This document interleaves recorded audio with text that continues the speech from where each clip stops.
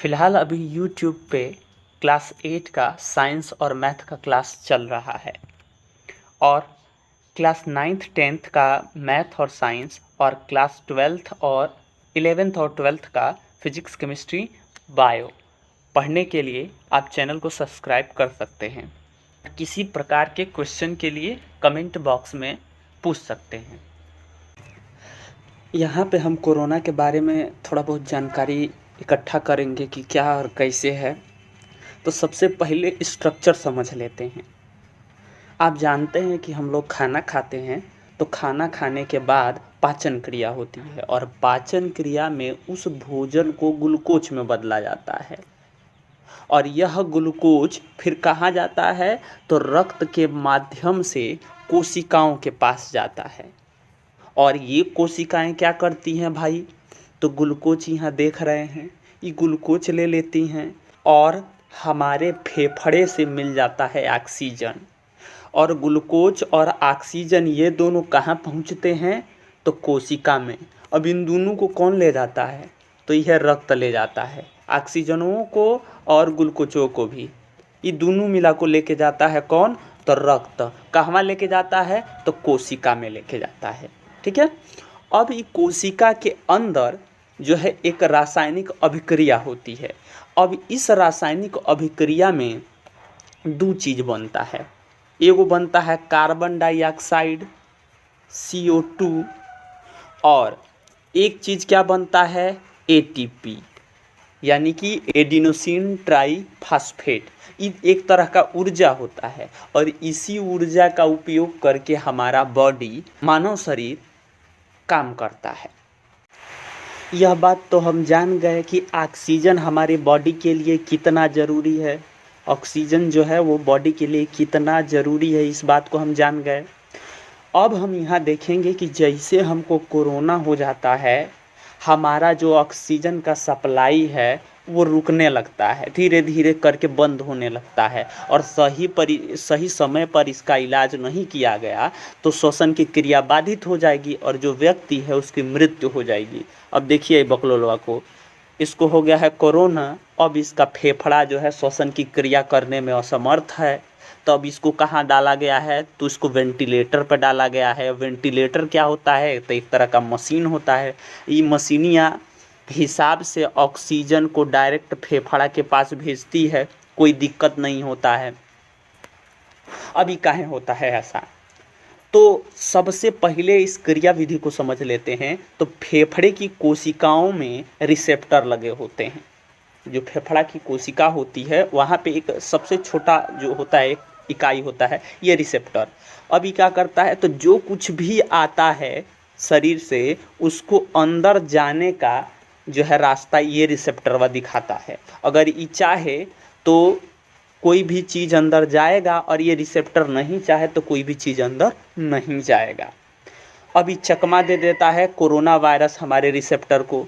अब कैसे ही चकमा दे देता है तो काहे से कि कोरोना के सबसे ऊपर का लगा होता है वो स्पाइक प्रोटीन होता है और यही स्पाइक प्रोटीनवा से हमारा रिसेप्टर धोखा खा जाता है और वो जानता है कि तो शरीर के लिए सही है, इसको भेज दो अंदर। यही से हम लोग को चकमा दे के हमारे बॉडी में घुस जाता है, हमारे फेफड़े में घुस जाता है। यहाँ देखिए ये है कोरोना वायरस, आई है हमारा फेफड़ा और इस फेफड़े में सबसे किनारे पे ये रिसेप्टर है। अब जैसे आपने सांस लिया ये नली से होते हुए ये आया यहाँ और यहाँ आएगा तो यहाँ के बाद से ये रिसेप्टरवा क्या करेगा अंदर भेजेगा। तो अंदरवा जाने के लिए है जो ऊपर आप देख रहे हैं इसका स्पाइक प्रोटीनवा ये जाके उस पर टच हो जाएगा तो हमारा जो रिसेप्टर लगा है ये कहेगा इस भेजो, इसको भेजो, तो ये शरीर के अंदर भेज देगा। अब ये जैसे शरीर के अंदर जाएगा हमारे फेफड़े के अंदर जाएगा अब ये तबाही मचाना स्टार्ट करेगा।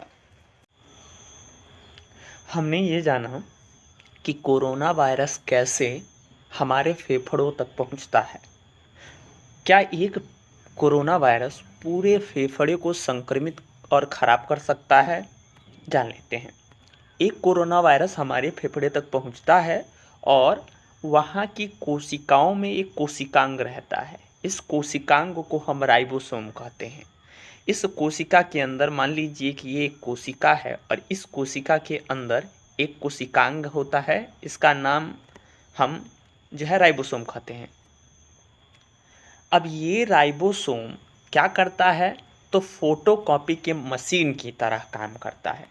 कोरोना वायरस सबसे पहले इसके पास जाता है और अपना ही जीरोक्स यानी अपना ही फोटोकॉपी बनवाने लगता है, और ये बिना सोचे समझे उसकी कई फोटोकॉपीज़ निकाल देता है, और धीरे धीरे करके पूरे फेफड़े में कोरोना वायरस भर जाता है। ये कोरोना वायरस से संक्रमित फेफड़ा है और उसका 3D इमेज है। इसमें आप यहाँ देख सकते हैं, ये पूरा का पूरा लंग्स कोरोना वायरस से ग्रसित है। हम ये भी समझ गए कि कोरोना वायरस कैसे अपनी संख्या बढ़ाता है और फेफड़ों को संक्रमित करता है। अब यहाँ पे हम ये देखेंगे कि सांस क्यों फूलने लगता है और ऑक्सीजन की आवश्यकता क्यों होती है।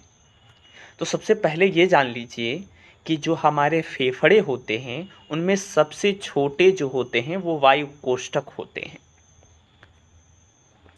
वायु कोष्ठ होते हैं, और इन वायु कोष्ठ को एल्वोली बोलते हैं। अब क्या होता है कि कोरोना वायरस के कारण इतने ज़्यादा मात्रा में म्यूकस बनने लगता है और म्यूकस से एल्वोली जो है पूरी तरह भर जाता है। अब यहाँ पे आप देख सकते हैं, ये जो लिक्विड आपको दिखाई दे रहा है ये जो है म्यूकस है, और इसी म्यूकस से ये पूरा एल्वोली भर जाता है। और ये एल्वोली काम क्या करता है, तो यही ऑक्सीजन को जो है छांट करके और रक्त में भेजता है, और रक्त से लिया हुआ कार्बन डाइऑक्साइड अपने अंदर ले करके फेफड़े की सहायता से बाहर निकालता है। तो जब एल्वोली पूरी तरह से म्यूकस से भर जाएगा तो ये काम जो है कोई नहीं कर सकता। तो इस वजह से क्या होगा, ऑक्सीजन पूरी तरह से जा नहीं सकता और कार्बन डाइऑक्साइड आ नहीं सकता। इसी वजह से सांस फूलने लगती है और ऑक्सीजन की आवश्यकता पड़ती है। यहाँ पे इस फोटो में आप देख सकते हैं कि इस फोटो में ये जो है ये मानव का फेफड़ा है, और इस फेफड़े में ये आप देख सकते हैं जो है म्यूकस से भरा हुआ है, और इसकी वजह से ये म्यूकस नाक के रास्ते भी बाहर निकलता रहता है और परमानेंट खांसी और छींक आते रहते हैं।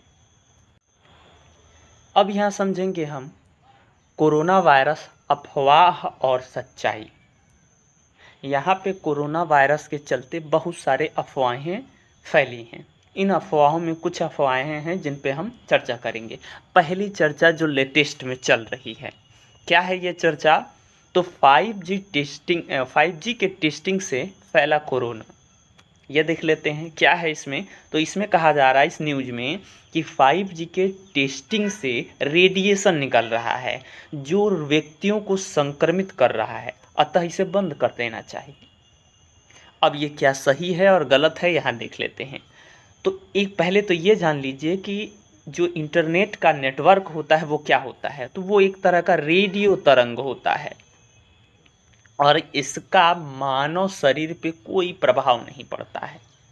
ये शोध से पता चला है, कई सारे जो है मैगजीन ने ये छापे हैं। अब ये जान लीजिए कि कई बार क्या होता है कि इनकी तीव्रता थोड़ी सी बढ़ जाती है तो ये नुकसानदेह होता है पक्षियों के लिए। पक्षियों को ये नुकसान पहुंचाता है। कैसे नुकसान पहुंचाता है, तो जो पक्षियों का मस्तिष्क होता है वो इससे प्रभावित होता है, और जो है पक्षी दिशा भूल जाते हैं, और दिशा भूलने के कारण वो इधर उधर चले जाते हैं और कई बार कई जगहों पे फंस जाते हैं, जिससे अमूमन उनकी मृत्यु तक हो जाती है। इस चीज़ को दिखाया गया था जो है एक बॉलीवुड मूवी में, जो रोबोट है, एक्चुअली ये तमिल में बनी थी, बाद में इसका जो है डबिंग किया गया हिंदी में। ये अक्षय कुमार इसमें विलन बने हुए थे, और ये जो है रोबोट 2.0 करके मूवी रिलीज हुई। इसमें बताया गया है पक्षियों के बारे में कि कैसे पक्षी जो है मोबाइल रेडिएशन से, मोबाइल नेटवर्क रेडिएशन से कैसे जो है मर जाते हैं। इस चीज़ को बड़े बारीकी से इसमें दिखाया गया है। शराब पीने से नहीं फैलता कोरोना, अब इसकी सच्चाई को जान लेते हैं, क्या है इसमें। तो इसमें कहा जा रहा है कि लोगों को लगता है कि शराब पीने से कोरोना वायरस नहीं होगा, इसलिए सरकार लॉकडाउन में भी शराब की दुकानों को खोल रही है। अब ये इसकी सत्यता क्या है ये जान लीजिए। तो सबसे पहले ये जान लीजिए कि शराब कोरोना वायरस के प्रकोप से नहीं बचा सकता। अब ये क्यों आखिर दुकानें खोली जा रही हैं और शराब बेचा जा रहा है, तो इसका रीज़न ये है कि शराब से लगभग 45% का टैक्स सरकार को मिलता है, स्टेट गवर्नमेंट को मिलता है। तो मान लीजिए लगभग 100 रुपये की अगर शराब है तो सरकार को सीधा सीधा 45 रुपये का प्रॉफिट हो जाता है। और कोरोना वायरस के चलते जो है दुकानें बंद थी शराब की, जिससे काफ़ी मात्रा में सरकार को घाटा हुआ।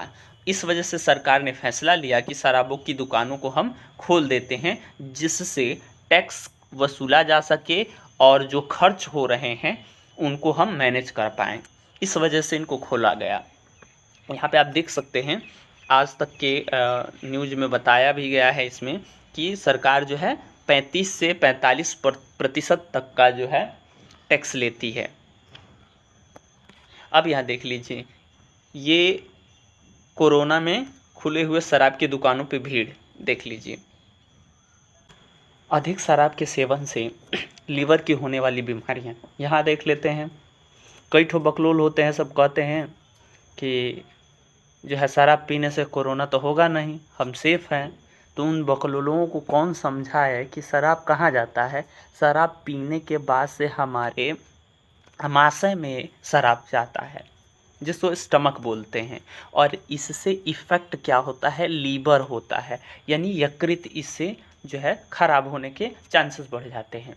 कौन कौन सी बीमारियां हैं, तो सबसे प्रमुख है लीवर सिरोसिस करके, और इससे मार्ग दुर्घटना भी हो जाती है। कई बार ड्रिंक एंड ड्राइव में भी कई सारे केसेस हुए हैं, एक्सीडेंट हो जाते हैं इसमें। घरेलू हिंसा होता है, और एक और बीमारी बड़ी प्रचलित है, कार्डियोवैस्कुलर नाम की बीमारी भी प्रचलित है।